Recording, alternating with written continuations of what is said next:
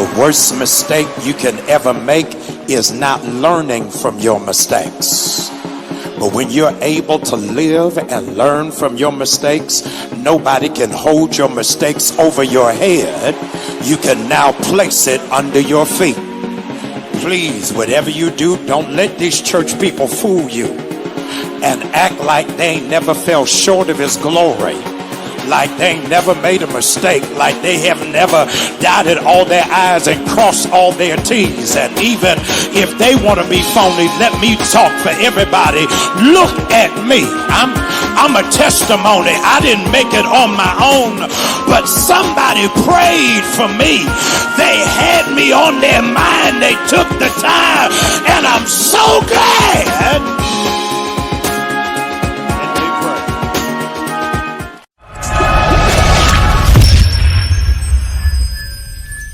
You to personalize it and put if I. Come on, everybody. If I confess my sins, he is faithful and just and will forgive me of my sins and purify me from all unrighteousness. I want you to point to somebody around you and tell them, if you confess your sin, he is faithful and just to forgive you and purify you from all unrighteousness. Comrades, I am clearly outright biased about my preference for iPhone. However, I have to concede that Androids, while an inferior device, has a much stronger battery life. Most owners of iPhones caught dragging around a white cord. Just recently, I was flying. When I landed, I noted that my iPhone was about to die. As soon as I got in the car that was assigned to pick me up, I immediately requested of the driver, did they have a charge? Passed the charger cord back to where I was seated. I immediately plugged it into my phone. And across the screen of my phone was plastered, do you trust this device? Trusted device has access to your photos, to your videos, to your contacts, your content, and not to mention your text messages and your call history immediately appear on the dashboard. I quickly pushed the option, do not trust. I didn't know this driver. I had never been in this car. And I saw my last 5 phone calls right on his dashboard. Far too many of us have plugged into people before finding out whether they could be trusted or not. Because you allowed them to plug in, they were able to glean some of your vision, read some of your thoughts, download pieces of your heart. And after they proved not to be trustworthy, they corrupted your emotional files. Before life's experiences, you had a laundry list of what you wanted from somebody. At this point, you really just want to know, can I trust you? Not since Minister Farrakhan called for 1 million brothers to come to the nation's capital in 1992 has there been such a euphoric adulation when the summer anthem for brothers was released by comedian Little Duval, Charlemagne the God, entitled Black Men Don't Cheat. Under syncopated tones, the lyrics rumbled, no matter what they say or what you heard in the streets, everybody knows black men don't cheat. Followed up by the line, a lot of TLC, but we don't ever creep. Black men don't cheat. Basketball courts to barbershops and BMWs, the song was left on repeat while the brothers were trying to harmonize and get into the vibe. Many of the women in our lives were rolling their eyes.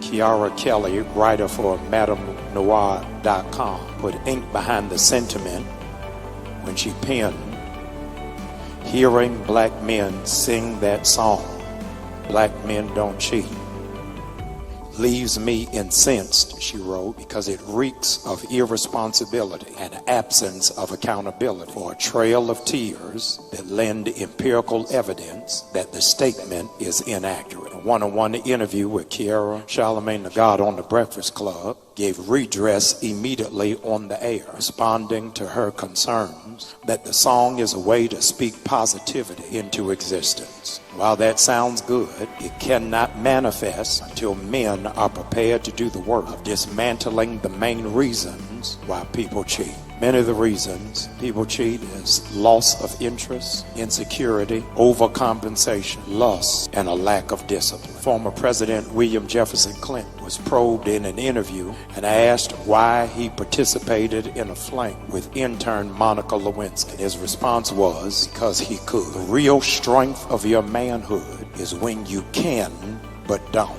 I want to put on record. I want to put an exclamation point and change the font size. I want to say it out loud so the people in the back can hear me. It's not just men that cheat, but it's women also. There are a lot of side chicks and side slicks who are keeping their position and don't even know it. Dr. Keith Battle wrote a book called Side Chickology, why it is that men and women elect for infidelity. All this week, social media was ablaze about Nicole Murphy, Antoine Fuqua. According to a series of photographs, the question was asked of Nicole, denigrating her womanhood. How could she do this when she knew the wife? All of the conversations was about the lapse of moral judgment of Nicole, but none of the conversations was about the absence of responsibility of the husband who took the covenant in the first place. In the book, The Cheating Culture, Why More Americans Are Doing Wrong to Get Ahead, the author argues the current state of society is marred with inequality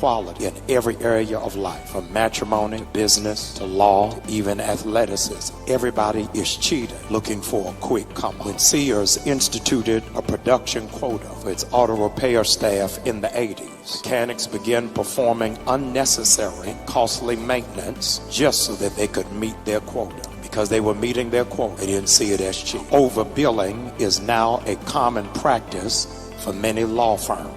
Just for them to take the call, charge for an hour's worth of service for 5 minutes of direction. In hospitals, you should be embarrassed and ashamed how many people have gone through unnecessary surgeries because they have found a way to get kickbacks that has in fact been funneled from pharmaceutical companies that don't really want to see you cured but want to see you addicted. I want us to be clear on one thing. And that one thing I want us to be clear on, I want you to write it down. Cheating is a decision.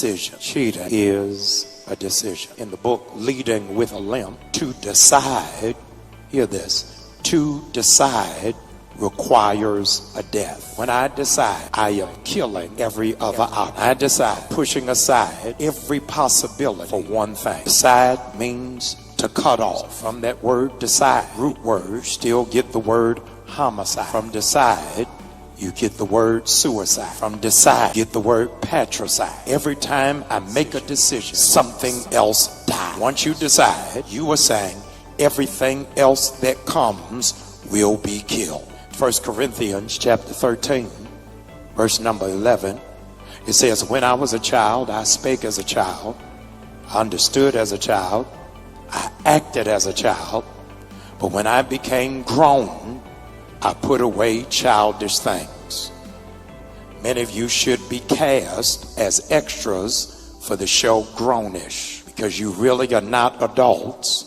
You are just grown children. Because as adults, you understand that there are consequences and repercussions to my decisions, and I have to be held accountable for what it is I decide. I cannot hide under the monologue of Flip Wilson that the devil made you do it. At some point, you've got to decide there are some things in me that are broken, that I've got to redress, that I've got to change, that I've got to confront, that I've got to deal with, or else I will spend the rest of my life looking for a feeling of a void that another person cannot fill, but I've got to deal with my own deep-seated inadequacy in order for me to mature into who God wants me to be. One of the greatest barriers to becoming pastor of this church was the swirling question, do we want to risk hiring a divorced pastor? Not because of irreconcilable differences, but according to open court records, due to infidelity. I told the committee, please hear me, you're going to hear a lot of stuff about me, and half of it I did.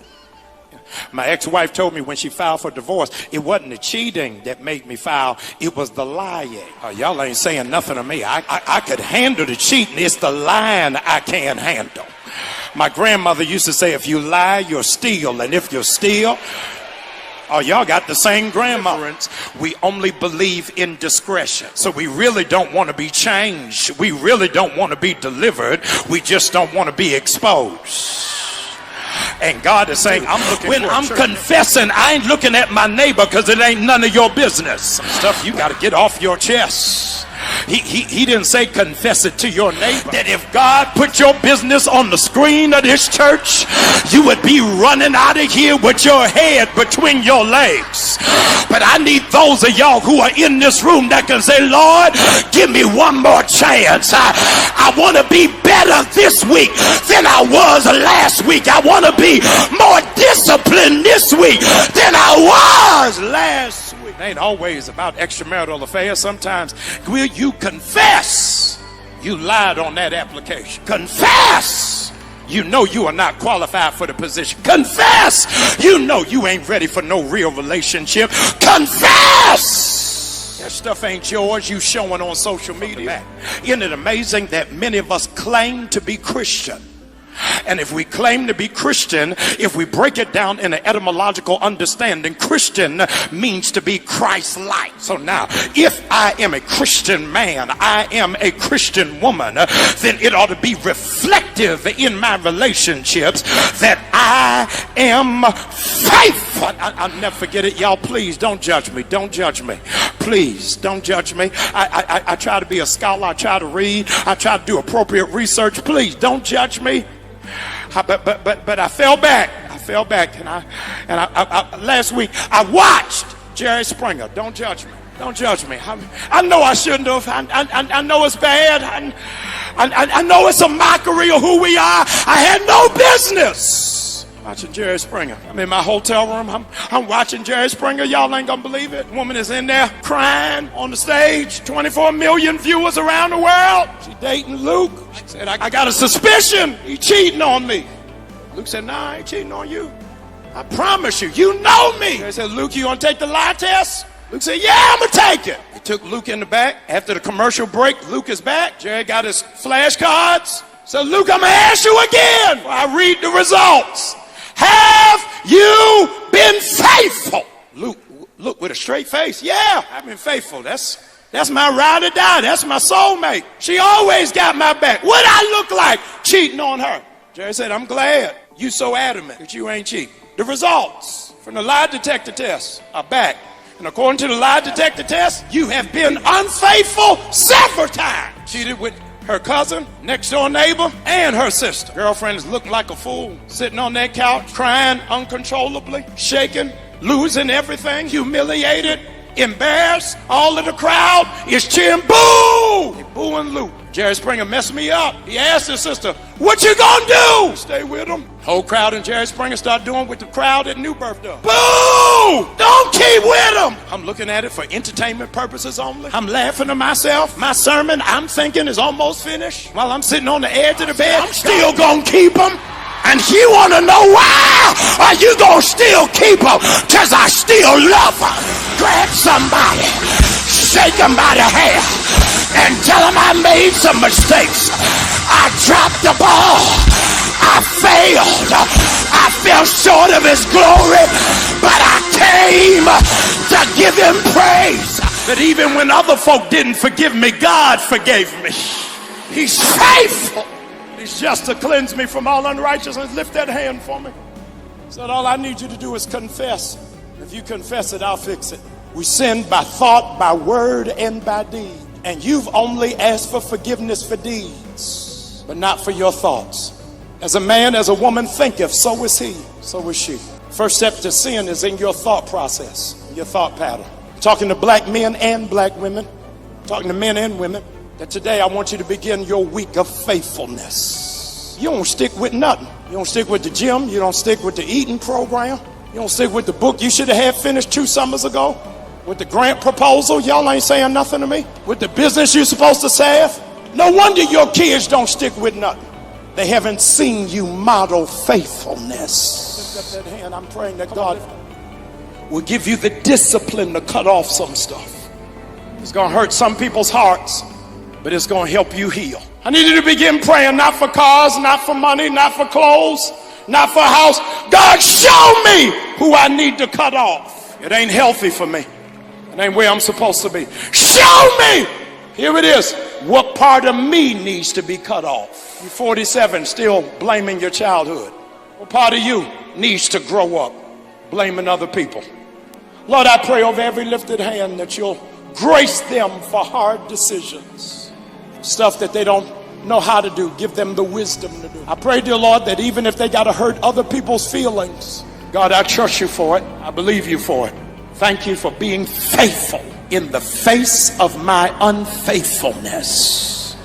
5'3", James Baldwin, from a one-bedroom apartment on Lenox Avenue, said you can't fix it till you face it. Some stuff you're going to have to deal with head on. You're in this room. Listen to me very carefully. I want you to stop cheating on God.